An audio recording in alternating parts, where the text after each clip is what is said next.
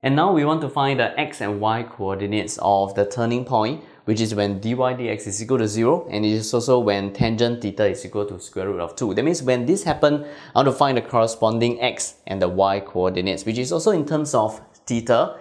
And what we can actually do is to make use of this. Without solving for theta, I can actually draw theta on a right-angled triangle. Tangent theta is square root of 2, which is square root of 2 over 1. So square root of 2 over 1. And the hypotenuse of my right-angled triangle will be using the Pythagoras theorem, square root of 1 square plus square root of 2 square, which is square root of 3. This will actually allow me to work on to come up with the values for sine theta and cosine theta.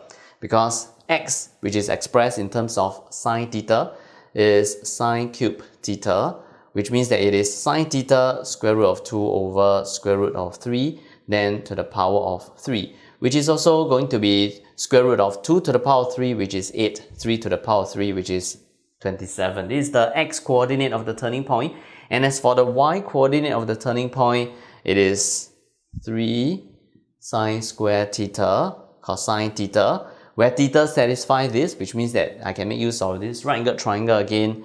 It is 3 sine theta. Sine theta is square root of 2 over square root of 3 square. And cosine theta is 1 over square root of 3.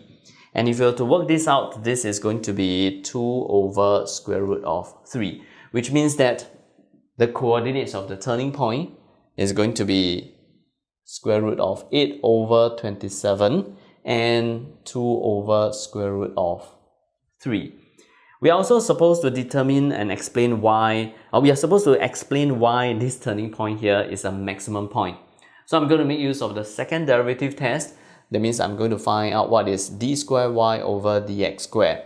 D square y over dx square is the same as d theta of dy dx multiplied by d theta dx. This is what we have explained in the topical outline. So differentiation of dy dx, that means I got to differentiate this.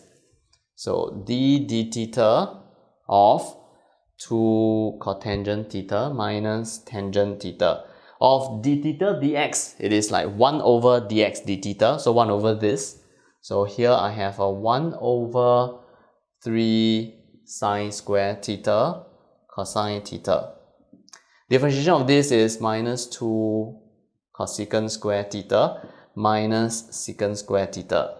Then multiply by this, so divided by 3 sine square theta cosine theta.